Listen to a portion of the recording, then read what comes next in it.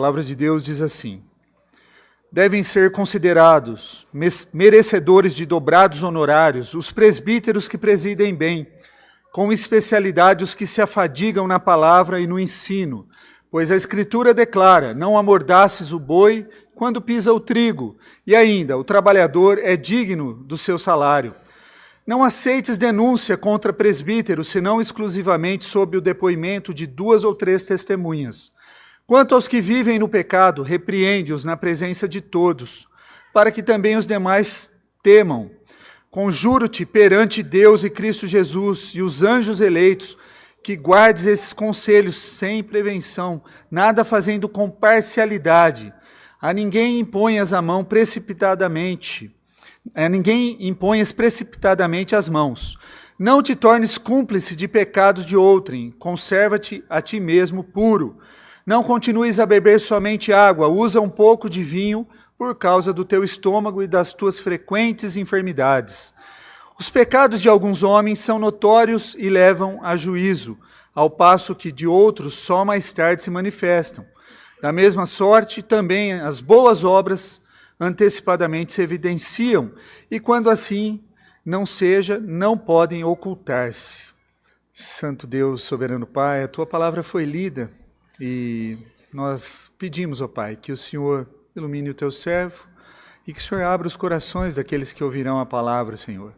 Que nós possamos aprender, porque a Tua palavra, Deus, é viva e eficaz. Em Cristo Jesus que oramos. Amém, Senhor. Irmãos, estamos estudando, então, a primeira carta de Paulo a Timóteo, então, onde Paulo está orientando um jovem pastor a combater falsos mestres e cuidar da igreja, para que esses falsos mestres não contaminem a igreja com falso ensino, com ensino errado. E nós já vimos várias coisas, né, desde o primeiro capítulo, e alguns textos não são confortáveis, né? Nós tivemos que falar aqui sobre a mulher ensinar ou não, nós tivemos que falar aqui sobre o cuidado ou não da viúva. Esse é um texto também que eu não me sinto tão confortável em estar falando, mas ele está na sequência da leitura bíblica, da exposição bíblica que nós estamos estudando, né? E toda a Escritura é útil para o ensino, para a correção, para a educação, a fim de nos aperfeiçoarmos. Tá? Ela é viva e eficaz também. Então, de todos os textos, tem algo para nos ensinar. Por mais que você não goste, não queira, ela sempre tem algo para nos ensinar. O nosso texto de hoje fala então sobre como devemos cuidar dos nossos líderes dentro da igreja, especificamente os presbíteros, e como nós devemos cuidar deles. E Paulo começa assim, deixando alguns princípios. Devem ser considerados merecedores de dobrados honorários os presbíteros. Aqui, quem são os presbíteros? Você pode achar uma tradução que vai estar traduzida por bispo, por ancião, presbítero, pastor, se encaixa. Os presbíteros que presidem bem, com especialidade os que se afadigam na palavra e no ensino. Pois a Escritura declara: não amordaces o boi quando pisa o trigo, e ainda, o trabalhador é digno do seu salário. Outras traduções, ela diz assim, que os anciãos, bispos, são dignos de dobrados honorários.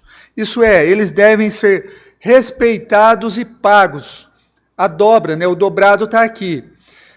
Respeitado e pago. Honorário, nós vimos honra às viúvas na semana passada. Essa honra e honorários são a mesma palavra. Significa, então, você deve dar honra e você deve pagá-lo bem. Bem dignamente, eu quero dizer. Né? Então, outras traduções dizem assim. Paulo fala especificamente sobre aqueles que trabalham duro no ensino e na pregação. Paulo está descrevendo nos dias atuais seriam quem? Os pastores das igrejas, porque os pastores são aqueles que recebem um salário da igreja. Primeiro, ele se volta para o tema da remuneração, então, né? Paulo cita 2 passagens para sustentar esse argumento. Ele cita uma do Antigo Testamento e é interessante que ele cita o Novo Testamento já. Com tão proximidade da escrita dos evangelhos, ele já tinha acesso ao evangelho. Então ele cita Deuteronômio cita o Evangelho de Lucas. A primeira de Deuteronômio, ele diz que não deve amordaçar a boca do boi enquanto pisa o trigo. Se os irmãos conheceram alguma fazenda ou viveram naquela época das fazendas onde tinha o moinho, o boi era amarrado num tronco onde tinha um moinho com duas pedras, uma em cima e embaixo, e ele rodava. Ele rodava onde o grão ficava no meio, e o grão era macerado fazendo farinha, e muita dessa farinha caía ao lado do moinho. E ele fala para não amordaçar a boca do boi. Por quê? Porque o boi deveria comer daquela farinha que caía. O boi deveria comer do fruto do trabalho dele. E então, se Deus estava preocupado com o boi, que estava ali simplesmente moendo para sustentar o seu povo, quanto mais ele deve estar preocupado com aquele que está à frente, cuidando do rebanho, o rebanho ao qual ele comprou com o seu precioso sangue. Então, essa analogia que Paulo usa, e Paulo usa esse argumento, tá? O princípio por trás desses animais, então, deveria ser o quê? Beneficiar o trabalho daquele que estava fazendo. Né? É verdadeiro isso também para aqueles que trabalham para o Senhor. Segunda referência que Paulo usa está em Lucas 10, 7. Paulo, eu analisando, eu falei, nossa, é tão próximo ali as escritas de Paulo com o Evangelho de Lucas, e ele já tinha acesso a isso. Lucas 10, 7 diz, porque digno é o trabalhador do seu salário. Isso também nos mostra, né, mesmo tão recente, ele tão familiarizado com as escrituras. Digno é o trabalhador do seu salário.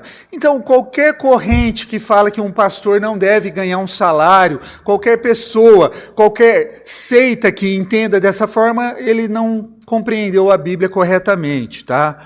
E Paulo não para por aí, né? Paulo, em outros escritos, em outras cartas, ele usa também analogias para falar sobre isso. Apesar de Paulo mesmo, ele ter construído tendas para sobreviver, para não onerar tanto as igrejas, mas ele disse que a responsabilidade era da igreja.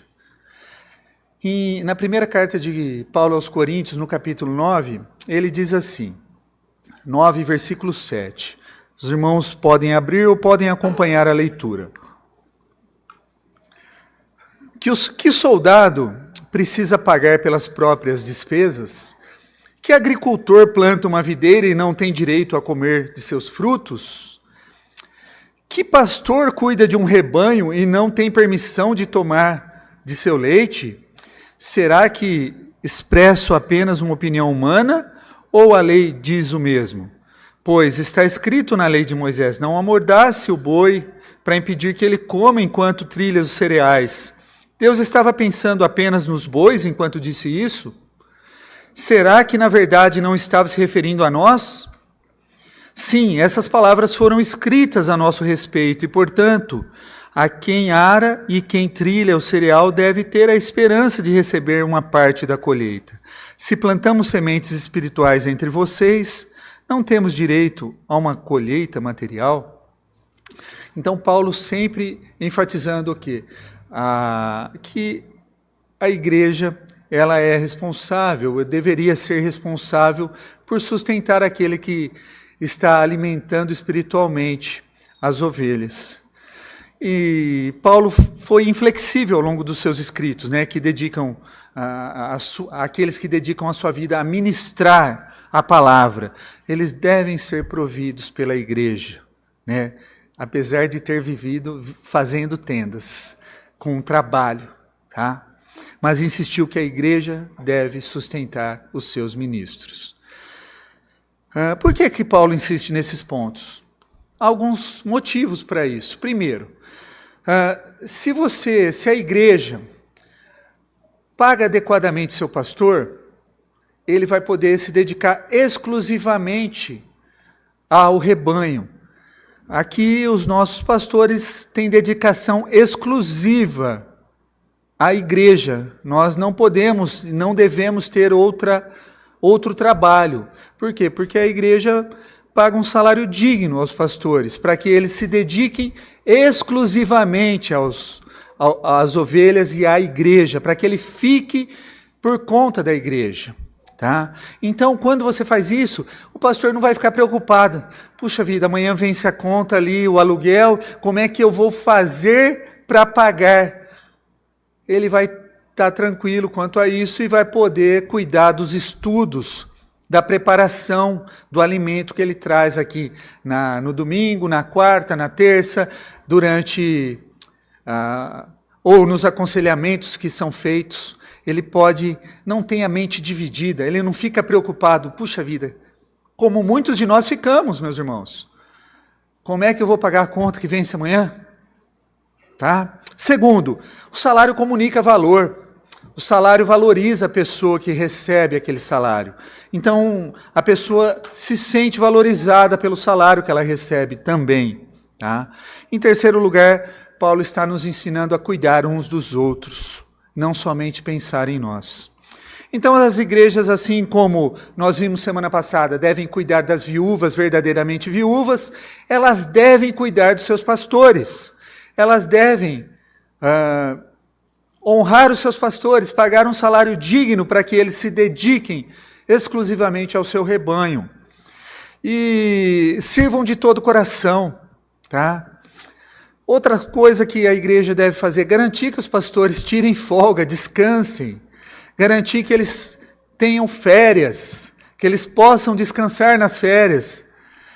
Esse cuidado, meus irmãos, como todo trabalhador tem direito, o pastor também deve ter. Às vezes a vida ministerial ela é desgastante. Os cabelos brancos aqui não surgiram de um dia para a noite, não. Os irmãos que me conheceram antes, eles vieram rapidamente logo após eu vir para a igreja. Não sei se tem alguma relação com isso, tá? Mas, e não foi a Tassiana não, tá, gente? Então, assim, a gente sofre com aqueles que estão sofrendo, a gente somatiza no corpo. Não é à toa que o pastor que me antecedeu teve infarto, sofreu, lutou. Por quê? Porque a gente somatiza no corpo, a gente sofre também. Então não há nada mais grato do que a igreja cuidar daqueles que de fato estão pastoreando fielmente o seu rebanho, o rebanho que Cristo comprou com o seu sangue. Tá? A segunda parte que ele fala aqui dos dobrados honorários. Né? O que seria isso? Seria o respeito, a honra de fato. Não é simplesmente chamar, você é o nosso pastor, você é o reverendo, você é a eminência. Não, não é isso não, gente. É honrar, não é título não, gente. E o título não é ruim, ele é bom, porque você está honrando a pessoa, né? Assim como nós tivemos aqui um culto público, onde nós honramos o pastor Sebastião como o pastor emérito, o pastor jubilado do nosso presbitério. Isso é bom, é respeitoso, mas não é exatamente disso que ele está falando. Esse respeito é o cuidado com aquele, a honra com aquele, tá? Ele diz respeito como nós tratamos os pastores, os presbíteros, de um modo geral. Tá? Resumindo, então, essa primeira parte, dobrados honorários é pagar um salário digno ao pastor e tratá-lo com respeito. Paulo continua, não aceites, versículo 19, denúncia contra o presbítero, senão exclusivamente sob o depoimento de 2 ou 3 testemunhas. Quanto aos que vivem no pecado, repreende-os na presença de todos, para que também os demais temam. Conjuro-te perante Deus e Cristo Jesus e os anjos eleitos, que guardes esses conselhos, sem prevenção, nada fazendo com parcialidade. Paulo está dizendo assim, olha, não aceita qualquer coisa que venham falar do seu presbítero, do seu pastor. Não, aceite uma denúncia que venha com 2 ou 3 testemunhas. Por que isso, meus irmãos? Porque senão vira fofoca. As pessoas muitas vezes chegam, pastor, o senhor não vai fazer nada por causa de tal coisa? Eu falei, olha, eu não tenho nada para fazer, a não ser que chegue um documento até o conselho, para um documento assinado, né? Que alguém assuma a responsabilidade daquela denúncia e a gente trate disso. Por quê? Porque senão não passa de um boato. Não passa de um boato. Então, aqui a responsabilidade é muito grande. E há alguma coisa por trás disso. Por quê? Porque as pessoas querem, muitas vezes, atingir alguém falando mal dela. Tá? Nós temos que tomar muito cuidado. Tá? Não significa o que nós devemos passar pano, não. Se há um pecado genuinamente verdadeiro, nós não vamos passar paninho no pecado, nós não vamos enfiá-lo para debaixo do tapete. Ele vai ser tratado, e vai ser tratado, se for no caso de presbíteros e pastores, publicamente ele deve ser. Tá? Deve ser tratado publicamente. Tá?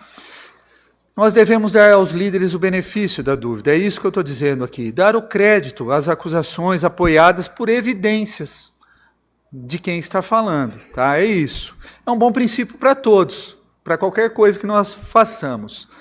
João Calvino ele diz assim, que não há quem seja mais exposto a calúnias e insultos do que os mestres piedosos. Inimigos do Evangelho muitas vezes se vingam dos ministros do Evangelho. Uma campanha baseada em boatos pode arruinar completamente o ministério de um líder. Então, somente mediante 2 ou 3 testemunhas, uma acusação pode ser formalizada. E a disciplina bíblica, meus irmãos, ela é uma das marcas da igreja verdadeira. Ela tem que ser, tem que acontecer. Nesse quesito, então, a igreja não pode ser tão rigorosa a ponto de acabar com a vida daquela pessoa, mas também não pode ser frouxa, permissiva a ponto de que a pessoa não se arrependa do seu pecado. A disciplina visa corrigir aquele que está andando errado. A gente, quando disciplina um membro da igreja, uma pessoa, um oficial, nós jamais queremos que aquele oficial, aquela pessoa saia da comunidade. Não é essa a intenção. Mas o que nós queremos é o quê? Que a pessoa corrija a vida errada, de acordo com o padrão bíblico, e volte para o Senhor, se arrependa do que ela fez e viva uma vida correta. Tá? Não podemos impedir que as pessoas falem mal de nós. Nós não temos esse direito. Apesar do nosso país estar querendo restringir as falas de todos, aí, né? Nós estamos começando a ver censuras de falas, né? Então, e vai ter alguém que vai dizer se isso é verdade ou não é verdade, né? Quem será essa pessoa? Nós temos uma verdade para seguir, que é a verdade de Deus, a palavra dele, e essa é inerrante, não tem como errar. Então nós devemos segui-la, tá, irmãos? Mas nós não temos como impedir que as pessoas falem mal de nós. Saindo daqui, ou pode ser, pastor falou muita besteira, não sei o que tem. Pode ser, eu não posso impedir que ninguém fale. Mas Deus está vendo, Deus sabe o coração, Deus conhece cada pessoa. Tá? Mas quando há uma questão verdadeira, nós vamos tratar, irmãos. Tá? Não vai ter favoritismo, devemos abordar as questões de frente, independente de quem seja a pessoa. Paulo diz que quando o presbítero peca, ele deve ser repreendido na frente de todos. Para quê? Para que todos temam. Para que sirva de pedagogia, para que a pessoa aprenda, olha, não é porque você é presbítero, não é porque seu dízimo é o maior da igreja, que vai passar em branco o pecado que você cometeu. O pecado deve ser disciplinado. Cristo pagou pelos nossos pecados, por isso que nós devemos ter o quê? Muito temor ao pecar, muito tremor, principalmente os que lideram a igreja, que haverá um rigor maior no julgamento. Tá? Pecados devem ser tratados. Quando o pecado de um líder está desviando a igreja, deve ser exposto publicamente, tá? Para combater esse pecado. Na maioria das vezes, no entanto, seus pecados não afetam a igreja de um modo geral e devem ser tratados com aqueles que são afetados por aqueles. Contanto que nossos líderes reconheçam e se arrependam dos seus pecados. Muitas vezes não há necessidade de também você expor a pessoa publicamente, humilhá-la publicamente. Tá? Eu acho que esse princípio deve valer para todos, líder ou não. Nós devemos visar a recuperação e não a exclusão daquela pessoa. A instrução de Paulo é que devemos o quê? Mostrar respeito aos líderes, ajudando-os a ver, confiando neles, acreditando, dando o benefício da dúvida e acreditando neles.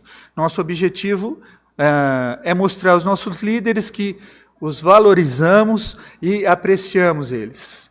Tá? E líderes nós temos muitos aqui, professores, superintendentes, diáconos, presbíteros, pastores, que são presbíteros também, somos os presbíteros docentes, e os demais presbíteros são regentes, é aqueles que cuidam do governo.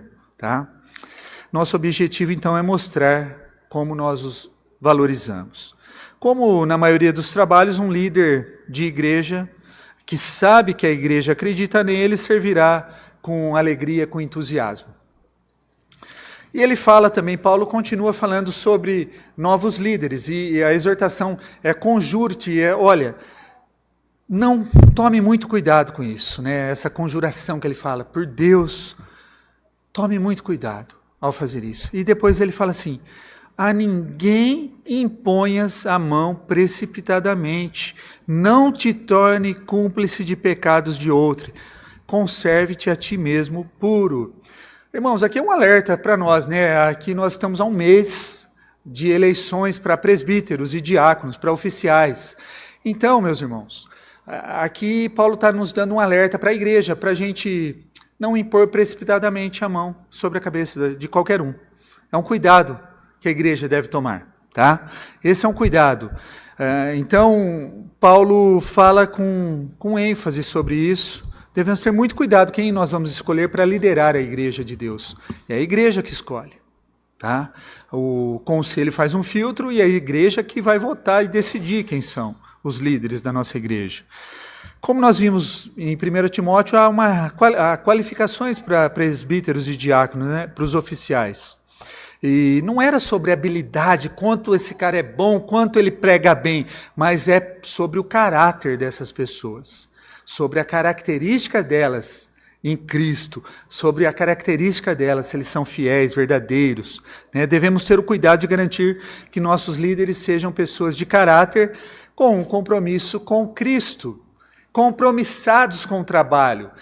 Eu gostava sempre da palavra que o nosso presbítero emérito dizia, o Bonato, ele dizia assim, com o cargo vem o encargo, sempre vem o encargo. E consultando algumas pessoas ao presbiterato, para indicação ao presbiterato, eu falei, você está disposto? Vai ser muito pior do que sua vida está tranquila sem ser presbítero. Você quer mesmo? Não vai ser fácil. Você vai ter um encargo, você vai ter um peso maior. Uma responsabilidade muito grande diante de Deus e da igreja de Deus. Tá? Então é uma responsabilidade. Nós não devemos nos precipitar em ordenar qualquer um, a qualquer custo. Tá? E Paulo continua, irmãos. Tá? Paulo continua. Versículo 23. Timóteo parecia ser uma pessoa muito frágil de saúde. E aí Paulo diz assim, não continues a beber somente água, usa um pouco de vinho por causa do teu estômago e das tuas frequentes enfermidades. Nós não estamos criando uma teologia para beber vinho aqui não, tá? Não é isso. Mas também não podemos ser hipócritas em falar que aquele que bebe moderadamente, ele está cometendo pecado, tá bom? Timóteo parecia, como eu disse, ser uma pessoa frágil de saúde, então ele é orientado por Paulo, seu pai na fé, a misturar um pouco de vinho na água, fazer tipo uma sangria, para que funcionasse como um tipo de remédio para o seu estômago. Imagina o SAI, né? Aqui nós temos em São Carlos o SAI, né? Que trata a água, que você pode abrir a torneira ali e beber tranquilamente a água, que às vezes está até branca de tanta substância química que tem, né? E imagina na época do apóstolo Paulo, ali de Timóteo, como que era a água, né? Limpa, tratada, né? Imagina aquela água pura que Timóteo devia estar bebendo, não devia ter nenhum micro-organismo ali. Então Paulo fala, olha, mistura aqui água com vinho e bebe, cara, porque essa água que você está bebendo não deve estar muito limpa, não. É mais ou menos isso. Para suas frequentes enfermidades, cuida disso, tá? O vinho frequentemente era substituído como um remédio para o estômago, tá? Paulo está dizendo, então, não era pecado fazer isso. Não tem nada de errado também você se abstenho e não tomar nada, irmãos. Não tem nada de errado com isso. Mas não cabe a você que é abstenho julgar alguém que goste de um vinho ou não. Tá? Nós temos que ter maturidade espiritual. Mas Paulo diz que se você for escandalizar aquele irmão que é fraco na fé, que você não faça aquilo. Então, se a gente for escandalizar aquele irmãozinho que vai achar ruim, você não deve beber na frente dele, você não deve fazer aquilo para que ele não venha pecar por causa da fraqueza na fé que ele tem. Tá? Então, Paulo está dizendo para Timóteo, né, as pessoas que declaram pecaminoso a bebida, né, consumir álcool, elas são provadas erradas. Esse versículo só, e tem outros, tá? Tem Salmo que diz também, tá? Então, mas o que eu quero dizer? O pecado não está em você beber. O pecado está na embriaguez. Está em você amar a bebida, tá? Devemos lembrar que o álcool em excesso, sim, é pecaminoso. Sempre é pecaminoso. Principalmente que o álcool é aquele que mais destrói os lares. O álcool é porta de entrada para aquela fala distorcida que vai causar um mal-estar entre marido e mulher, que vai ter agressões, que vai abrir para outras dependências químicas. O álcool é muito perigoso e tem destruído muitas famílias. Então tome muito cuidado. Tome muito cuidado. Tem gente que não pode pôr nem um copo de álcool na boca. Se for o caso seu, não ponha. Deixe longe, tire perto. E aqui nós conhecemos irmãos que viviam uma vida desregrada e após a sua conversão abandonaram totalmente o álcool e o álcool não fez falta nenhuma para eles. Tá? Nós devemos lembrar então, o álcool excesso, ele é pecaminoso sim, né? Quando Paulo deu qualificações para os presbíteros, ele disse assim, não devem amar o vinho, ou não deve ser um bêbado, é isso. Tá? Álcool tem destruído famílias, irmãos, tomem cuidado. E Paulo encerra essa sessão com uma outra afirmação um tanto enigmática. Versículo 24.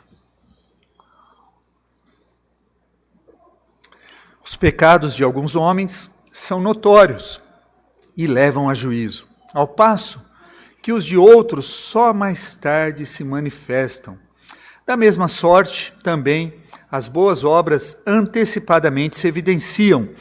E, quando assim não seja, não pode ocultar-se. O que ele quer dizer aqui? Há pecados escandalosos, que por mais que a pessoa tente esconder, ele se torna evidente para todos, porque ele causa escândalo público. Causa escândalo público. Né? Perderam completamente o pudor. Suas obras são notórias. E há aqueles, porém, que agem disfarçadamente e jeitosamente tentam esconder os seus malfeitos. Tá? Não tem ninguém vendo, não, ninguém vai saber. Vamos continuar. É disso que eu estou falando, tá? Até os pecados praticados às escondidas sob o manto da escuridão serão desmascarados e trazidos à luz do dia. Às vezes nós vemos boas obras também nos outros, e outras vezes elas permanecem escondidas por algum tempo. Portanto, alguns estão aptos e outros não. Aqui falando dos presbíteros, né? Nós vamos avaliar externamente. Por quê? Porque nós não conseguimos avaliar o coração das pessoas. Essa avaliação é Deus que faz. Alguns pecados vão ficar escondidos. Algumas boas obras vão aparecer, outras não. Nós não saberemos, mas Deus sabe de todas as coisas, tá? A nossa responsabilidade ao selecionarmos presbíteros é o quê? Tomarmos as melhores decisões possíveis. Devemos lembrar que mesmo os melhores dos homens são apenas homens. E a palavra de Deus também nos diz, maldito o homem que confia no homem. Mas nós temos um homem perfeito. O único homem perfeito foi o nosso Senhor e Salvador Jesus Cristo. Nele a gente pode confiar. Tá? Jesus que viveu sem pecado, foi castigado por nossos pecados. O castigo que estava sobre ele nos trouxe a paz, nos dá alegria, descanso. Nele a gente pode. Isto é, ele morreu por nós, no nosso lugar, como aquele representante federativo, representando todo o povo que crê nele.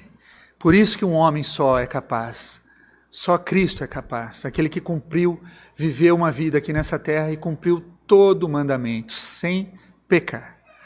Às vezes parece que aqueles que fazem o mal estão avançando, estão progredindo. Aqueles que só fazem o mal parece que, nossa, só materialmente dizendo, são abençoados, né? Mas o seu pecado será castigado, né? Eles podem aparecer que estão progredindo, mas não estão, tá? Nós devemos persistir na retidão, sabendo que em um dia todos responderemos por nossas obras feitas, tá? E aqueles que não aceitaram Jesus como Senhor e Salvador das suas vidas, não vão ser condenados porque não foram bonzinhos, não, né? Eles vão ser condenados por causa das obras pecaminosas, as quais cometem dia a dia. E aqueles que creram no sacrifício de Cristo serão poupados do castigo eterno. É isso que vai acontecer no último dia.